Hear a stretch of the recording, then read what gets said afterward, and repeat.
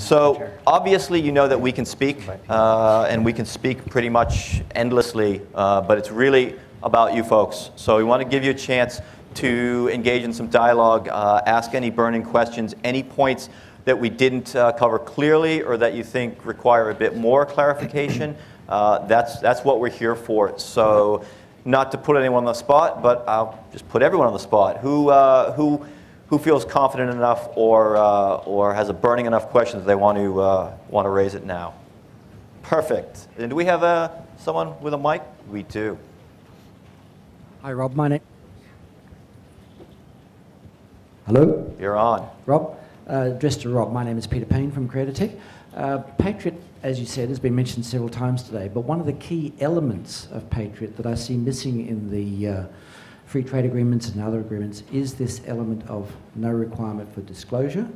So the person who's had their data acquired hasn't been advised at all. Usually, as I understand it, it appears in other agreements. You mentioned the Australian Federal Police not being mandated to do so. Correct. The other element that I think is also important in Patriot is the fact that it affects any way in which you intersect with US jurisdiction, whether your data resides there or whether you actually are employing an organisation that has, as an entity, a jurisdictional residency in the United States. Correct. So is that not in fact a greater risk than the other elements that you've referred to in terms of free trade and other agreements? I guess the issue I'm trying to make is that the Patriot Act is the most quoted and the most visible thing ever. The naysayers of cloud saying we can't do it because of the Patriot Act. The reality is that capability exists already right now through Australian legislation, equivalent to the Patriot Act, but it's not really talked about.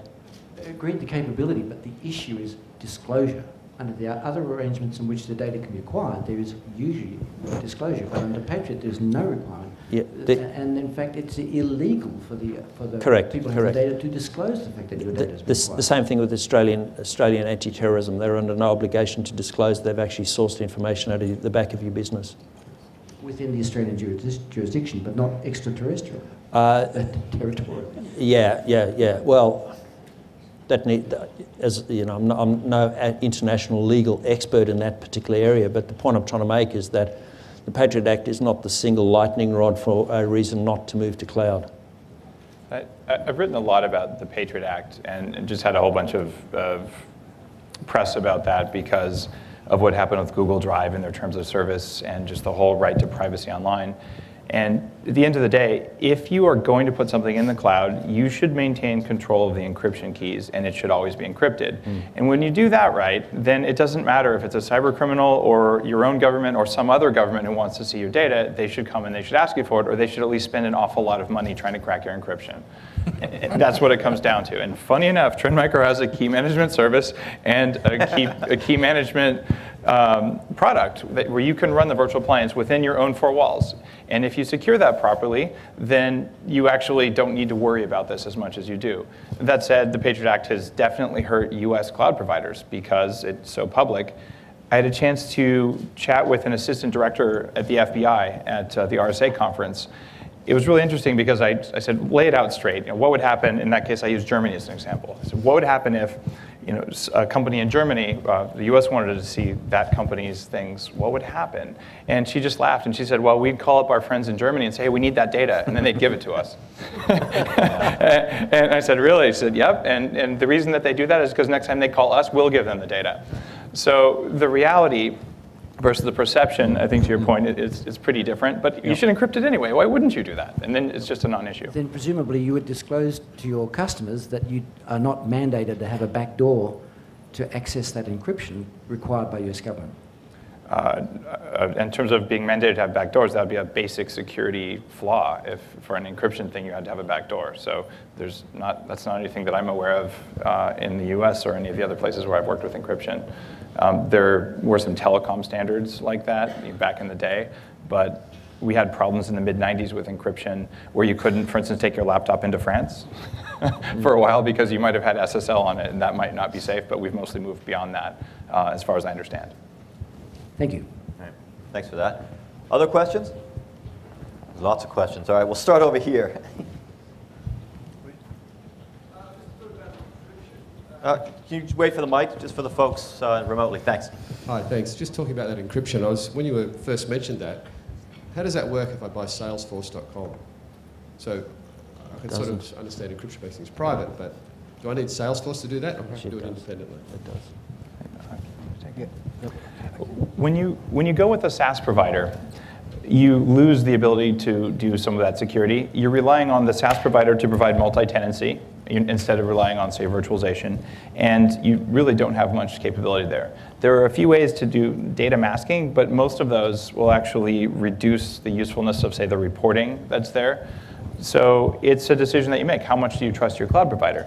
If your cloud provider is someone that you're willing to have an open business relationship with, you're okay. One of Steve's slides showed the level of responsibility that you take for your security. It goes down with a SaaS provider. At that point, if you secure your endpoints, you're fine.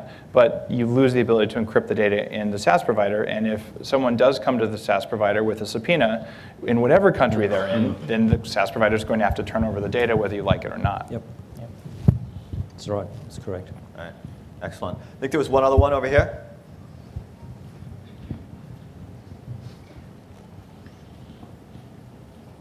Still? No?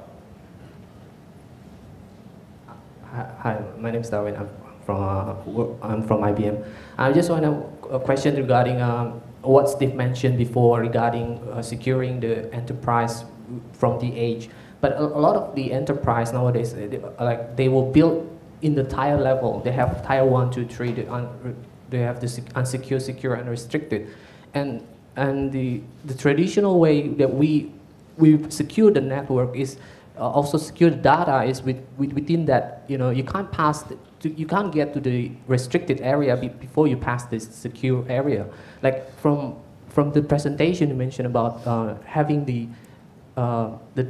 you want to build the cloud from inside out. You want to secure it from inside out means that it looks to me that you put every data on the same level. So how do you put that the cloud into this traditional way that a lot of the companies that they already have the stable the sustainable growth, they wouldn't move to the cloud just that because like for instance I was dealing with the firewall refresh with the IBM that we were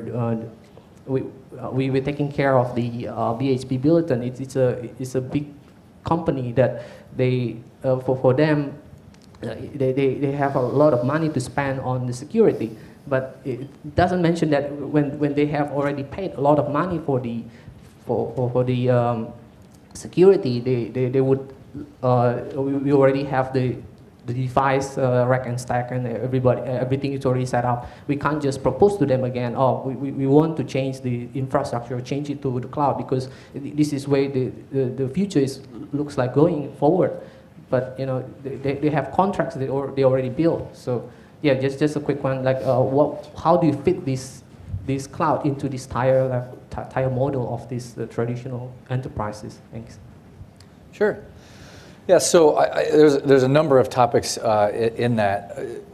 One of the biggest issues that we see is when companies have sophisticated restricted area, restricted use policies that they can monitor and manage and enforce, we usually don't see as many issues, right? The architecture still applies in the fact that you still should approach it from a deperimeterization perspective. I can tell you most organizations don't know if their data is in the restricted area or is not, particularly with mobility. And we have a great case study of a Fortune 1000 company who said, we don't use the public cloud, and then the expense administrator came to them and said, well, then how come I'm paying $100,000 a month to Amazon, right? And so I think part of it is, with mobility, with public cloud usage, the ability to have visibility and control is getting dangerous, right? And so if you don't move to an architecture that you can secure at the instance of that data or the instance of that workload, you're open to your limitations as an organization to enforce restricted data zones, to enforce data usage policy, to enforce monitoring and visibility on data that you may not know where it is or what's happening to it. So today's presentation was really to think about how you can fundamentally change the approach to security so you're less subject to people's behavior, less subject to adherence to policy. I think the second question was related to budgets, and if people have already spent on their edge budget, how do you get them to move to a cloud budget? And I don't think that's a short-term answer. I mean, we have customers who have moved AV budget into agentless AV budget, so sometimes it's a direct transfer and just a different model. Other ones have said, we're not spending any more on IPS perimeter because it's not working. We're going to take all that budget and look at another alternative. Other people obviously have compliance budgets where they're unsatisfied with DLP or encryption today, and that compliance budget can be put towards public cloud initiatives. So the budgeting part is much more complex, depends on the organizational maturity, as well as how that discussion happens. And we see any number of things. Sometimes people just got extra cloud budget, right? That's probably a little bit more rare than common. So the budgeting part is very subject to what are you trying to accomplish, what are your budgets set out for, and is there a better place to move that budget? At least cloud is a very visible topic from a budgeting perspective. So did I answer your questions? Yeah, thank you. Okay, great, thank you. Thanks for that. All right, I'm getting a big flashing red light, so I have time, I think, for one more. Anybody on this side? Final questions before we wrap up? All right, look, just if you could just join me in thanking the speakers.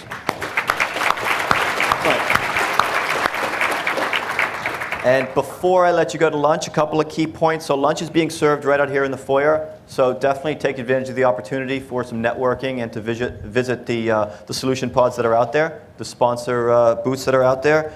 I already mentioned the evaluation and the iPad 3, if you fill it out.